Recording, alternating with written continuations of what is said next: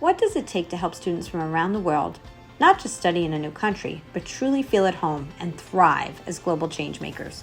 Welcome to the Today's the Day Changemakers podcast. I'm your host, Jodi Grinwald, and today my guest is Gokan Alkanat, Associate Provost for International Education and Chief International Officer at Rowan University.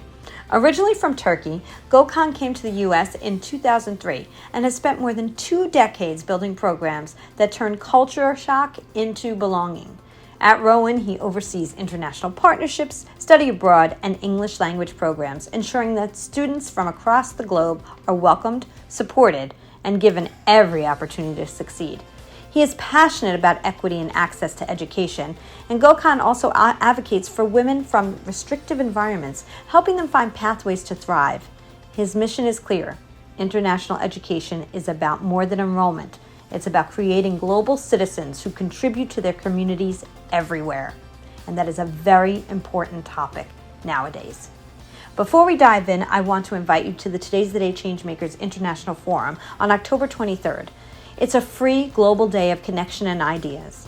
We'll explore 6 powerful topics: rising through uncertainty, becoming who you haven't met yet, entrepreneurship as a global connector, the burnout breakthrough, when fundraising follows purpose, and louder than the scroll. Visit todayisthedayliveit.com to register and follow along on social at todayisthedayliveit. Be sure to subscribe to the Today's the Day Changemakers YouTube channel for weekly conversations with leaders and everyday heroes. And beyond the podcast and forum, I also coach and consult. I support leaders, changemakers, and organizations through career coaching, sales coaching, leadership development, and team development, helping people align with purpose and grow their impact.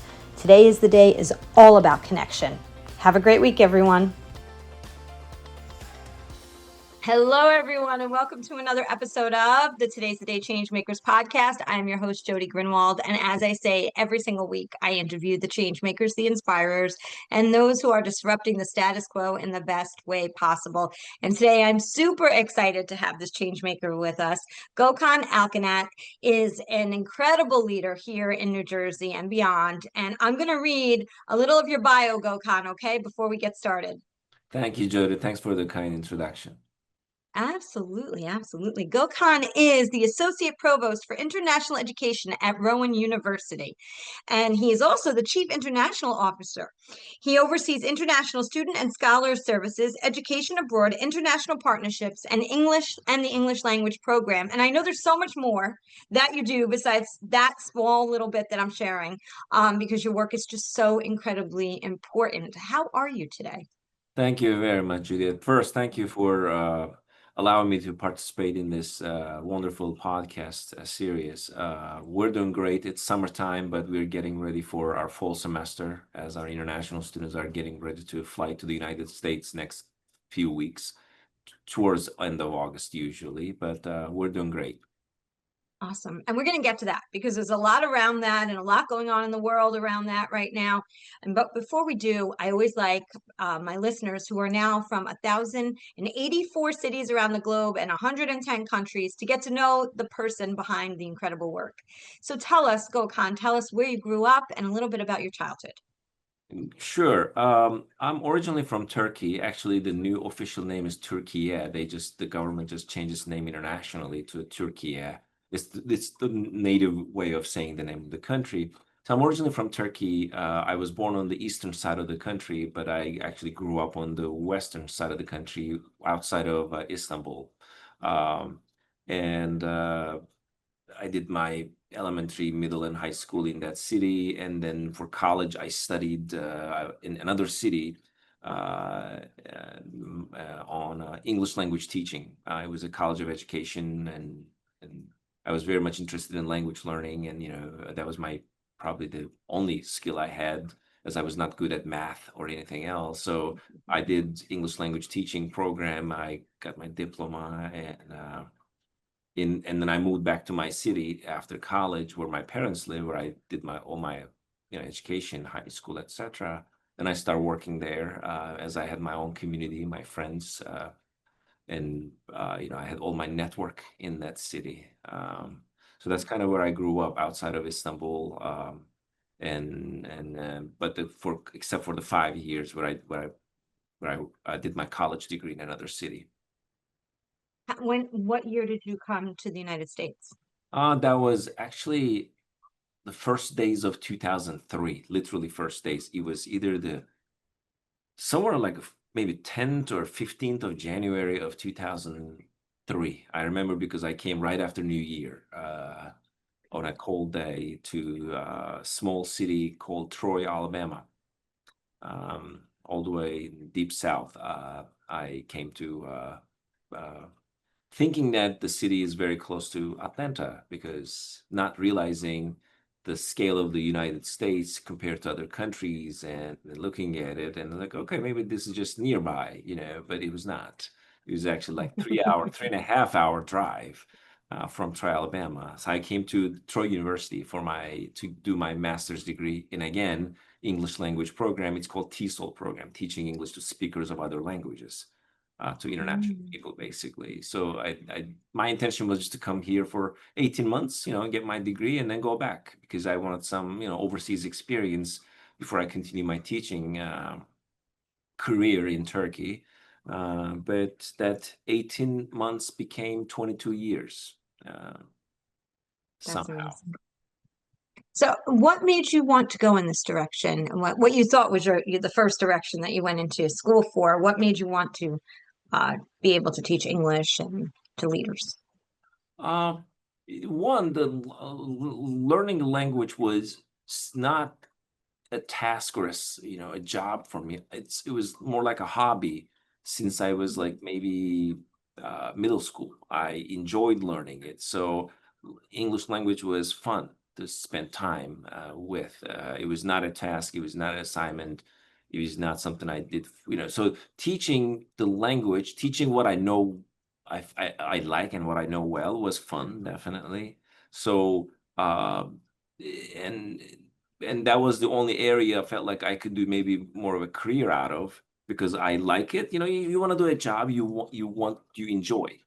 You don't want to force yourself into something that you're not skilled, or you feel like it's not something you can contribute to the community with.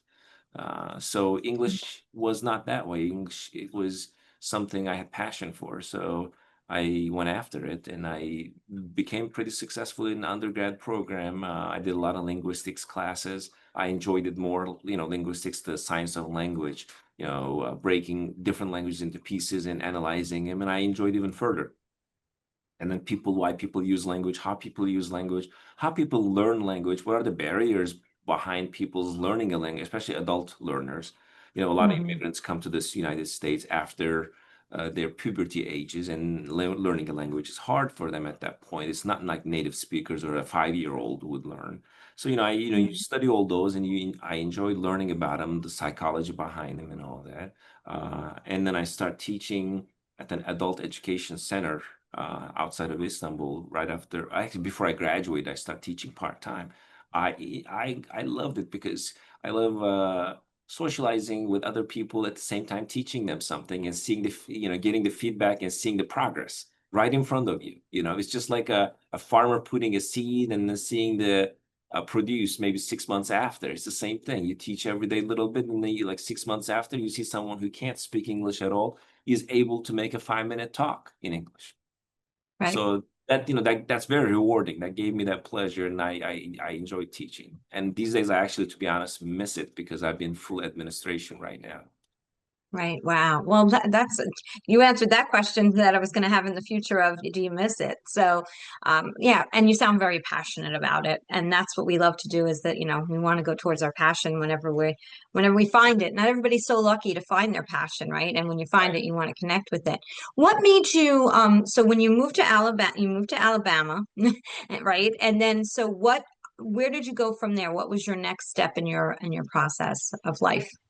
After I graduated, the federal government gives international students 1 year of work permit, kind of like experience you can gain related to your area, of course.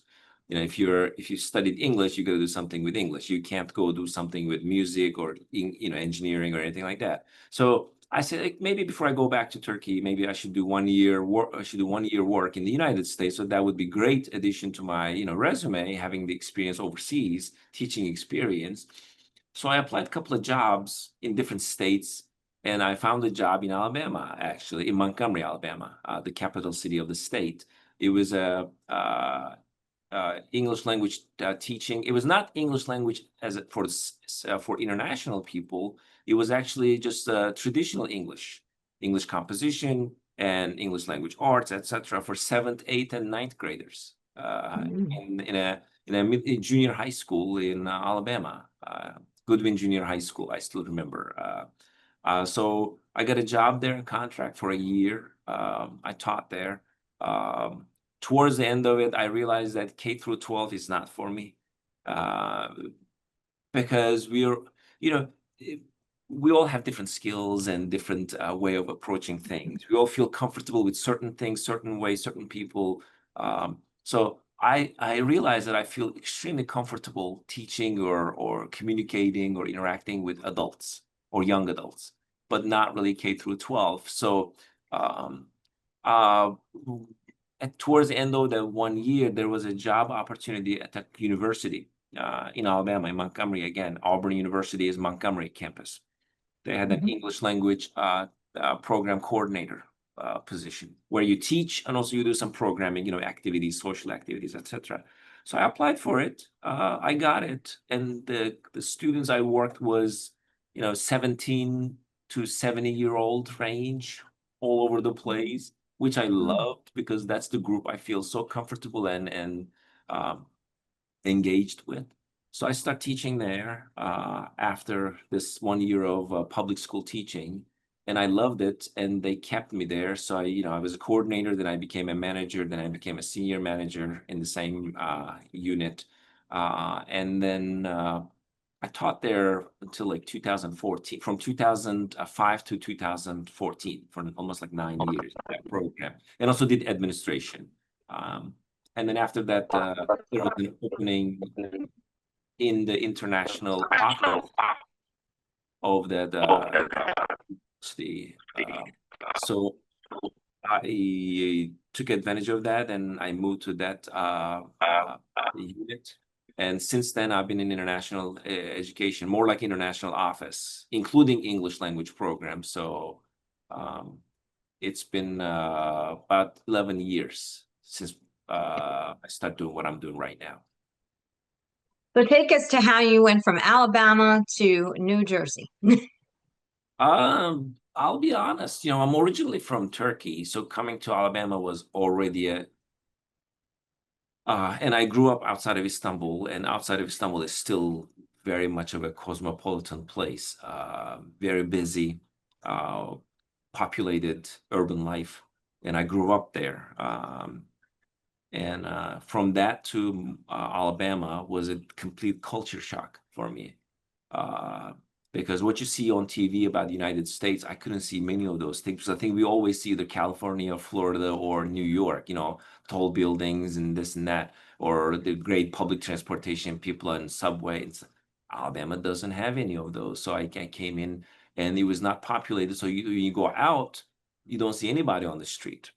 Right? And there are like a couple of miles in between each houses because it's not populated state very much. It's a large state, but not a low population. So it was already a culture shock, but growing and living there for almost 15 years, you get used to it. My kids were born there. My actually younger one had a Southern accent until we moved to the New Jersey. So I got used to it. I loved it. It's a easy place for if you have a family, and it's easy to raise a family there in Alabama.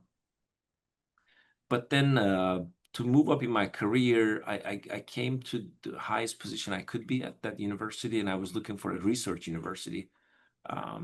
So Rowan has an opening, and I really, to be honest, had not heard Rowan's name before.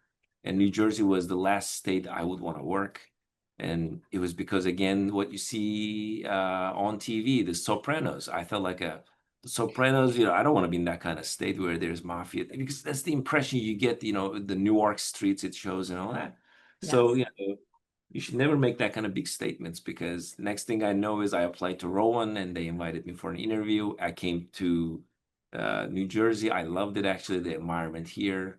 I flew to Philadelphia at that time, and it was my first time in New Jersey. So So I got the job, the same position what I was doing at Auburn University's Montgomery campus here at Rowan University. So that's how I moved to New Jersey, and that was, to be honest, another culture shock. Like it was like moving to another country. Really? In Alabama for 15 years and coming to Jersey was a shock. And it took me, I think, about a year to get used to it. Yeah. But I mean, Gloucester County, right? Because you're in Gloucester County.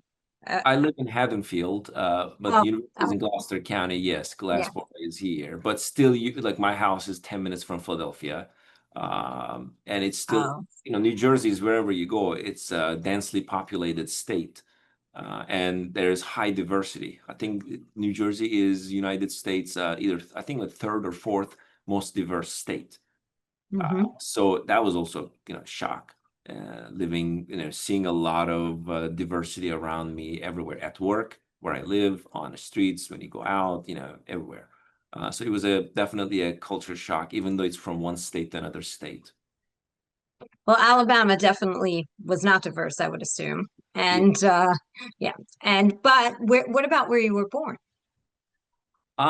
Where I was born, in Turkey is generally not a diverse place because it's a nation country. Where I was born, seeing a foreigner is something you probably would see one every 5, 10 years. You won't see any foreigners around. I'm talking about the eastern side, the mountains. Uh, Right. but when you come to Istanbul, uh, when I was there, 2000, there were foreigners and there was some diversity, but it wasn't as much. But today, if you go to Istanbul, it's just same as New York. It's so diverse, people from all over the world, and there was a lot of migration because of the war or in Ukraine, war in Syria. So, and Turkey being in between, people from these countries also came to Turkey, in Iran as well, because of what's going on in their country. Because they are looking for a safe place to protect their families and have a life. So Istanbul has been an extremely diverse place. Has become. It wasn't that much, but today it is. So let's talk a little bit about your work because right now, with the way the world is a little bit unique, right? And all that we're kind of dealing with, and um, you're bringing in students from all over, right? How many different countries do they come from? Right now, we have students from 53 countries. Are you looking for a way to connect with a global audience? Join us on October 23rd for the Today's the Day Changemakers International Forum.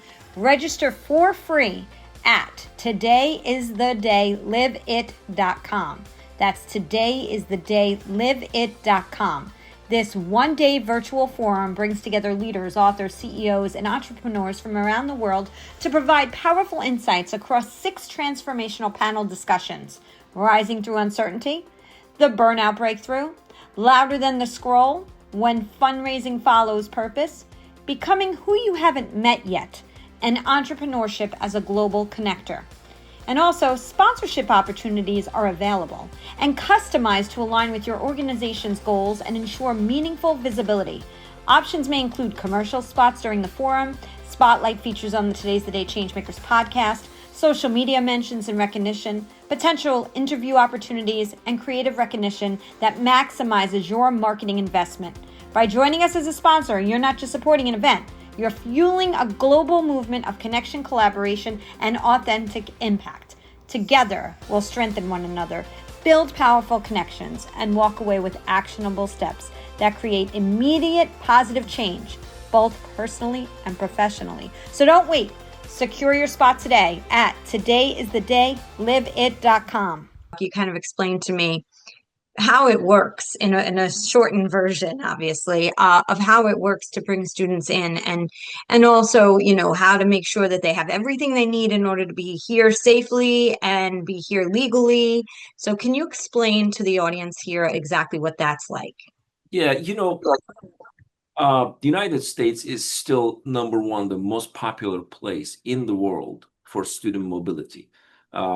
Overseas, United States, regardless of what the situation would be, the times would be, is still the number one place people desire to come to study. The higher education in the United States is the best in the world right now. The second thing is the capacity.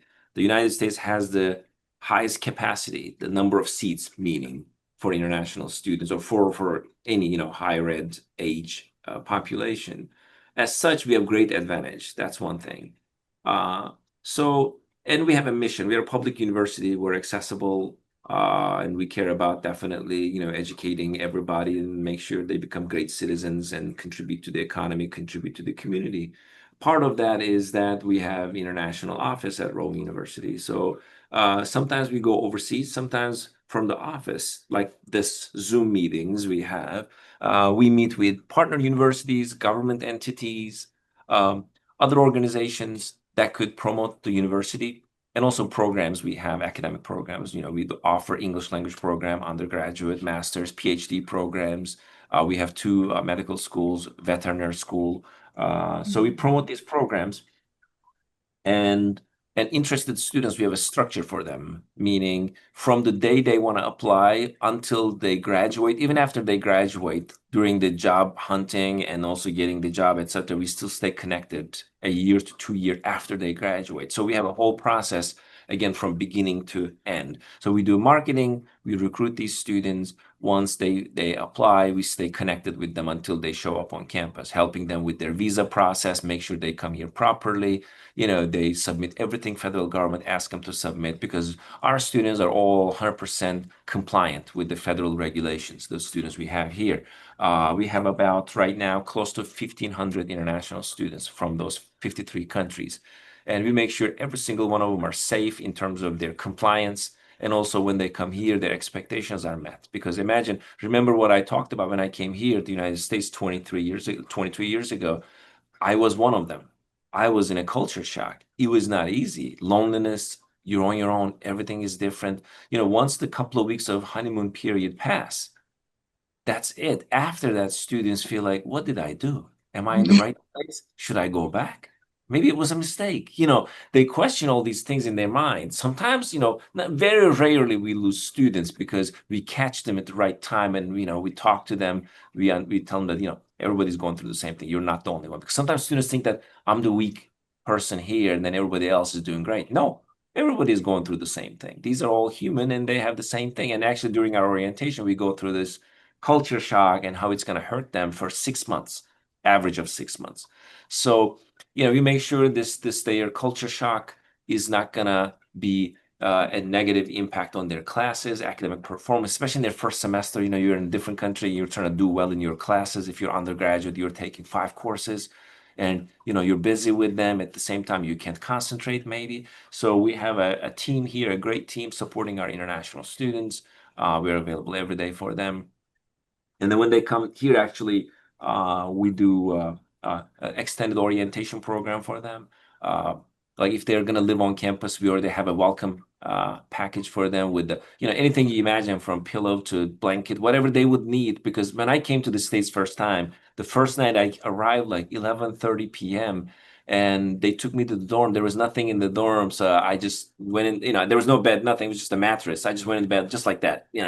No pillow, nothing, no blanket. And I was like, I don't want the same experience for international students, our students. So anyone coming here, they're going to live in the dorm. We actually get their packages, their welcome pack delivered to their room. So when they go to their room, it's already there. Don't have to carry anything, so that, at least they have a nice beginning, an easy beginning. And then during orientation, we give them all critical information, do's and don'ts, not about immigration only, but about cultural pieces as well. Like in the United States, for example, we do not negotiate for grades, right? But some countries, it's a culture. Culture is culture. It is what it is. We're not saying it's good or better. We never say the American culture is better. We just say it's different. It's different. All we're trying to do is that you be aware of the difference. That's it. We never say yours is better, ours is worse. No comparison. It's just, and we don't talk about yours because there are 50 different countries in front of us, right, at an orientation program. We talk about the norms in this country so that you're aware of the norms and then you act accordingly, so that, you feel like you're part of the community. As simple as a, space we leave in between two people for privacy, right? In overseas, certain countries, if you stay too distant from each other, then they feel like, oh, you're not very friendly because you don't want to get close to us, right? But in the United States, if you get too close, we're like, oh, you're in my personal space. That's not good, right? Because our norms are Right. different from their norms. So you could be misunderstood. So we explain these norms, not only that for them to adjust to what we do, but also for them to interpret what we do, why we do what we do. If I leave space, not that I don't like you, it's just that that's the norm here, because sometimes international students misunderstand that. It's not that fact. Or like here in the United States, when we talk to people, we don't ask them about their, for example, a political view or religion or their health situation, right? Because it's their personal matters. But overseas, people ask, especially like a health, how they're doing. They ask even very, detailed questions to show how much they care. But that's the norm there. So anyway, we talk about all those things, make sure the students, are aware of the differences so that they better understand, they don't get offended unintentionally. So we do this orientation program, and of course, we stay connected again until after they graduate. It sounds amazing. And 53 countries, it's totally incredible. But with all that's been going on, how has things changed, or have they changed? I should even ask that question since, we're dealing with a little bit more on the people that come here and the people that get to stay here. Right. You mean the change in their lives? Well, I'm talking about, how has it changed now trying to get, has it changed, students from overseas to come here because a lot of things have been changing when it comes to immigration. Oh, I And see. yes, and so, I'm just trying to see like what has changed. Those who are listening, I have 110 countries listening to this. So, there's somebody who may be listening that may be thinking, has a child that's thinking coming to the United States to go, get their education, but they're hearing things in their own country. Like you say, they're hearing things different than we are hearing things here. And so I want to take away, any kind of fear if there's a way to do that. And, Sure. coming here for education is still very important. Sure. Now, what they might be seeing on media or social media is definitely different from what they will see on the floor, like, for example, on an average American campus like Rowan University. And I understand the fear because you're sending your 17-year-old to another country, 5,000 miles away, and you have concerns because you see things on social media, you think everywhere is like that. And that represents the whole country. That's the image, they created, unfortunately, sometimes or interpretation. And it's not what it is. It's always how it's perceived. The reality could be different, but people perceive it differently based on what they see on social media. So we understand that fear. So there's definitely some fear and stress, not only among students, but also the parents as well, as they're sending their students.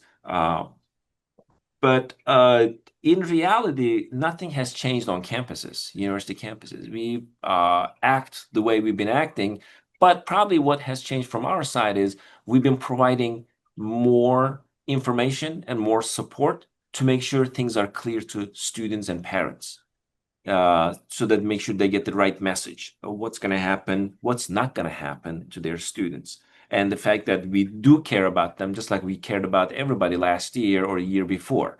So we're committed to this. But of course, what has changed that's outside of our control is, for example, the visa application. Since the pandemic hit, the finding an early visa interview has been a challenge, definitely.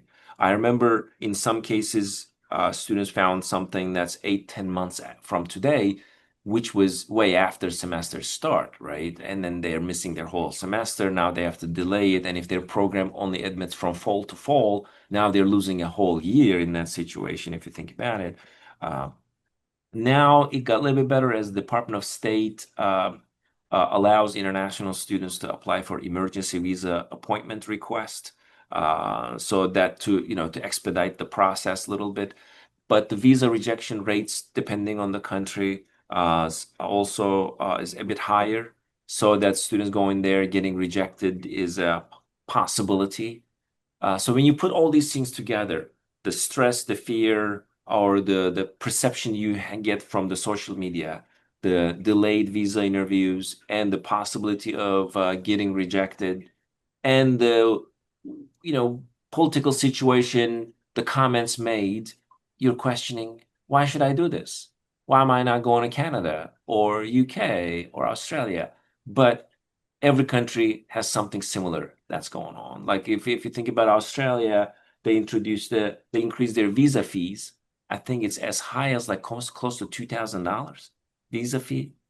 That's a deterrent. That's a huge amount of money for a student from a certain countries. It's probably their parents' 5 months, 6 months salary right there, just for the visa process, right? Uh, and if you think about the UK, they're already saturated. They have super high international student number for the size of colleges they have, the capacity they have in their higher education. So they can't absorb any further. So the United States still is, again, the top choice for a lot of international students. But today, the political situation, the challenges make it difficult, or people delay their decisions, that they hesitate, parents are worried. And I know some students change their mind and they choose to go different countries, or they stay in their countries and study there. When a recent situation had happened here in the United States, did you see any fear come upon the students at your location in any way? Did anybody come to your offices or anything like that? As we know that there was a student that was, um, taken that because she was from another country, and did that have any ripple effect over by where you are? Right. If you think about this, I always think about this way. If you want to feel how they feel, imagine you're in a very different country where you speak the language very little. Let's say I don't speak Chinese, right? If I go to China, something like this happen, and I'm not from China, I don't have many rights as citizens do, right? And then there are things happening. I don't even know how to explain my situation. The fear I will have would be a lot.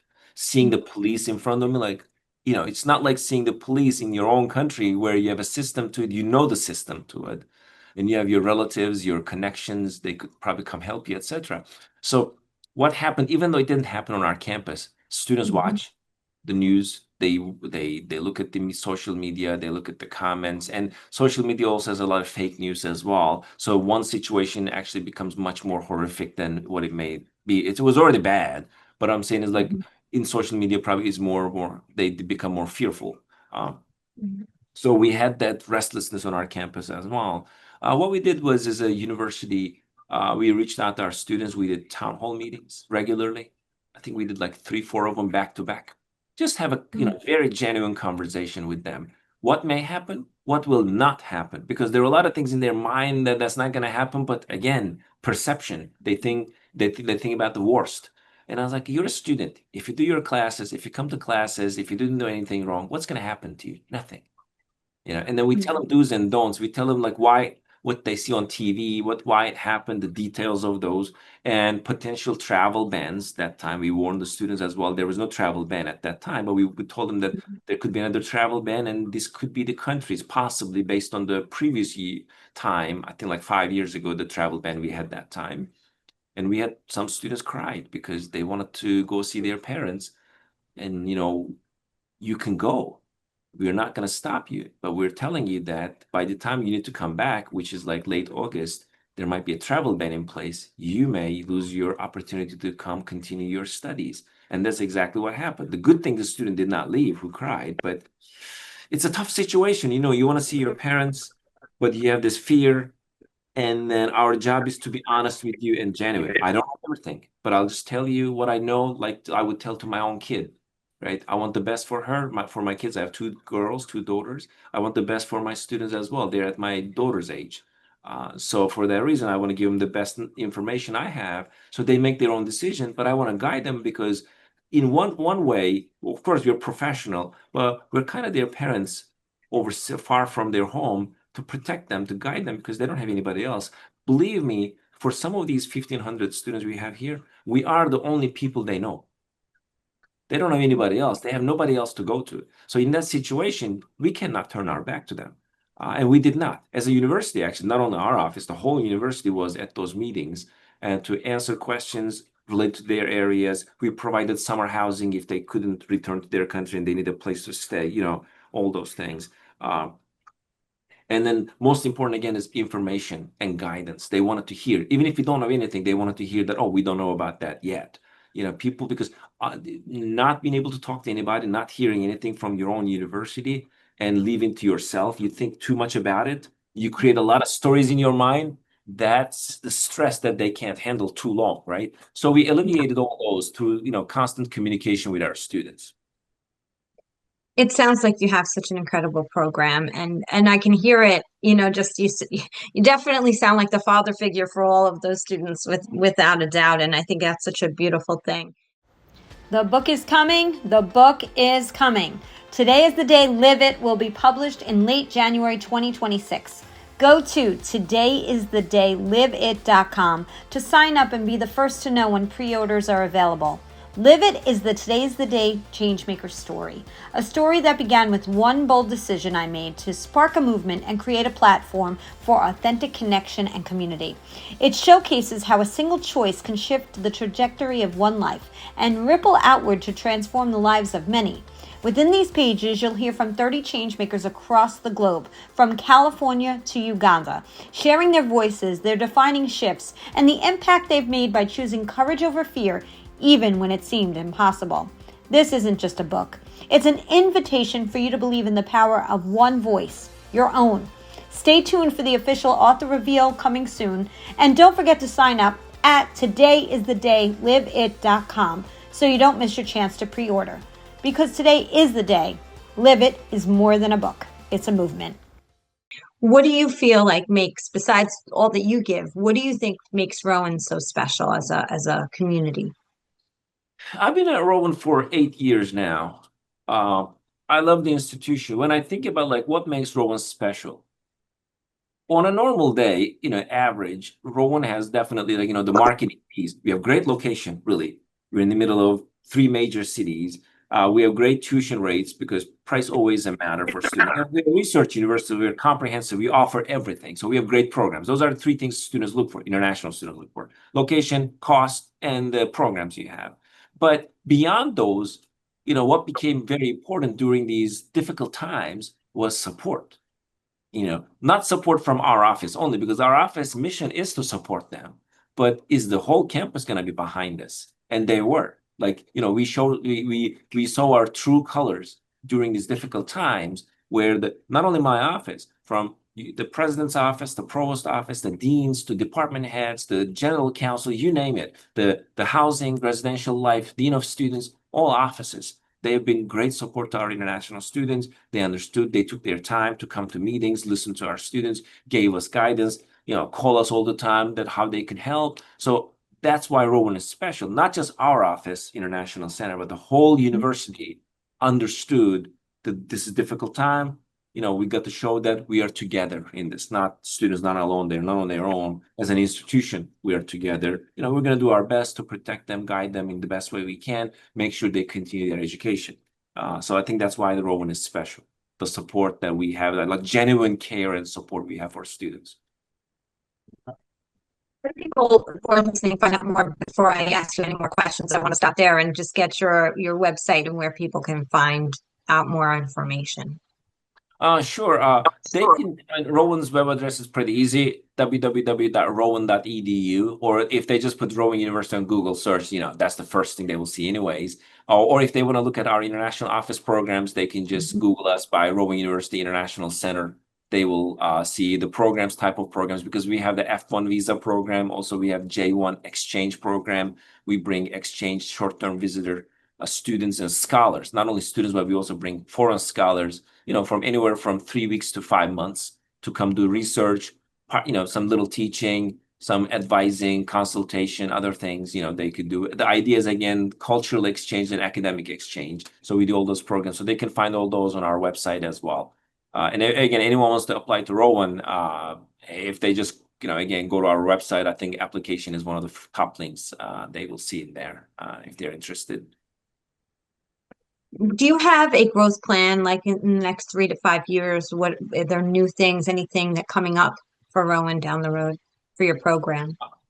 Rowan is one of the fastest growing universities. I think every year we are either the 3rd or 4th fastest research university, growing university in the United States. When I came, we didn't have a vet school. We didn't have many other PhD programs. Right now, we have many more programs, just last 8 years. We only had 130 international students. Right now, we have 1,500. We had 16, 17,000 altogether students. We have now 24,000 students. So we are in a constant growth, which is a great place to be because change is always good. That means opportunities for everybody, for students, for the institution, for the community. So I know as an institution, we continue to be growing, but we want definitely be an R1 institution, research level 1 institution. And I think we are close to be doing that as we have a lot of research going. And then we have 2 medical schools, veterinary schools. So I know that that's one of the goals for the institution to be an R1 institution, which is not a difficult task. We are right now R2. For international, we definitely would like to see more international students, maybe at least 15% of our university population. That's typically an average for research universities to have 15% international students. So we have a lot of opportunities for growth in the international area as well. But our next 1 to 3 years, one of the goals also is to expand our partnerships all over the world. We're putting a lot of effort into it, building more university partnerships in many countries. Right now, we have about 40, 45 partnerships agreements, either with universities or government entities, for either student mobility, research, or a combination or different things. Yes, and so I know a lot of people who went to Rowan and have incredible stories. And through the nonprofit that I run, we have a program with Rowan as well. So I know the community music school. So I know, somewhat firsthand, even though I didn't personally go there, from experiences from others, how wonderful the school is and how accepting, everybody feels when they walk on campus. It is a beautiful campus. So tell me now, like, who was your mentor? Was there someone when you grew up that was your mentor? Someone when you came here? Did you have many mentors? Maybe I could say many mentors. You always have somebody in the family for sure, right? Somebody that you look up to and then you learn a lot. That was my grandma, I think I can say, who passed away about 10 years ago. She taught me a lot in terms of values, being committed. Like if you work at the place, you got to be committed to it because they depend on you, they trust you. So that if Rowan puts me in this seat, I know that they trust that I will do my best for this institution. I always remember that I work for Rowan, I do everything for Rowan. That's important because that adds to your motivation, that adds to how you do things, how much you do things.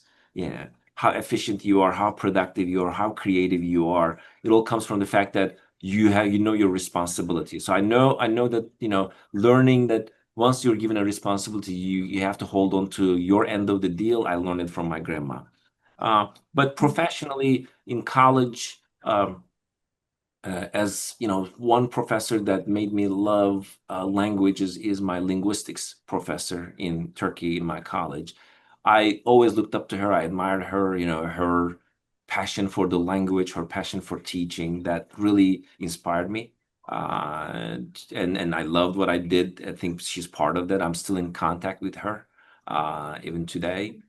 And more in professional life here at Rowan and also my previous place, Auburn, Montgomery, the senior administration, certain people, I always listen to them, their guidance, because they're experienced, they're seasoned people. They know before you even think about this. So I always listen to them. So, there are a lot of people here who like giving, they love to guide you, share, because they want you to, they want you to grow in what you do.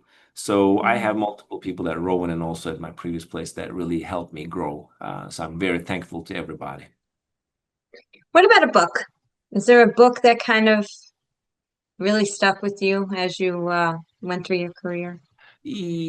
Not about my career directly, not international education, because international education, I read a lot of reports, more boring stuff, stats, research, other things. That's what I do, that will help me guide my work, day-to-day work. But one of the books I really loved was, I think this was an Israeli author, Harari. I can't remember his first name, but Harari's book, Sapiens, is really a very interesting book. Sapiens, it's talking about the human history, how we became what we are, the communities, countries, and human life, what matters in life. Because, like you need your central point, everything you do, what you do, how much you value what you do, what's priority in your life, your family, your work, yourself, your pet, I think reading that book gave me a lot of insights about what human is and what we were, what we are, similarities between me and someone who lived 5,000 years ago, right? We are still human. We still have similar mindsets, but we do things differently with the resources we have. But that book was really eye-opening. So I recommend everybody to read Harari's books. He has books about human history. Great writer, definitely. So I recommend that one. Yeah. So before we go, I was wondering if there's a story that kind of sits with you with the work you do now with the international students. Not to give away a name or anything like that, but if there's just a story that it was just a great success story for you in having one of the students come over from somewhere. Yeah. I have many. I can give a couple of maybe short ones. I had students, for example, in the language program, I remember one who came with no English, zero, nada, just hello, yes, no, right? That's it. The kid was such a hard worker. In English, we call them, level 1 through 5. 5 would be the highest that you're ready for college. 1 is like entry level. You only could say hello, thank you, basic stuff. So this student was in level 1. He studied so hard in my program, like day and night. And 6 months, he became level 5 and he moved to the academic side. He graduated. He got a job in the US. He's now works in California. We're still in touch through LinkedIn with him. Like seeing that growth from nothing to a lot, right in front of my eyes. Also, again, I won't give names for their safety, definitely, but I've had students, many here at Rowan and Auburn as well, from countries where education rights for women are not there. I won't name the countries, but at Rowan as well, we had the situation. They come in front of me. They have a lot of challenges. The university in their country doesn't want to give them their transcript because they're female, they're in the United States, not the right place, and education is not for you anyways, as because you're female, right? That's kind of the how they're treated. So like I did work for them to find an alternative so they don't have to do that. Even one of them was asked to come physically to the university to come pick up the transcript, like from Rowan. They're going to go back to their country just to pick up a piece of paper. And we knew the intention, though. Once you get in the country, you're not going out again. You're stuck, right? They're trying to bring you back and then probably punish you for what you did, which is higher education. That's your crime you committed. So for this type of, I have great passion to help female students from these countries where their lives or their value, their intelligence, their capacity, everything they could do is ignored completely. Because I always believe that someone in an X country that you as a country, you as a government of that country do not think they worth anything. They could be the next person finding a cure to a major disease. They may have the capacity to do so, but you just completely dismiss them, take them out of the system, and push them into their homes because all their jobs should be just, having kids and, taking care of the home. That's it. So I have great passion for that kind of students. So I've helped many of them either to find financial resources or take care of their academic needs so they could be successful here. Because I know that those are the hard works that they appreciate what they have here. Bless you. Thank you. Now, I've seen many of them graduate as well and then become successful because they have the motivation, they have the capacity. They're smart people. They're smarter than me.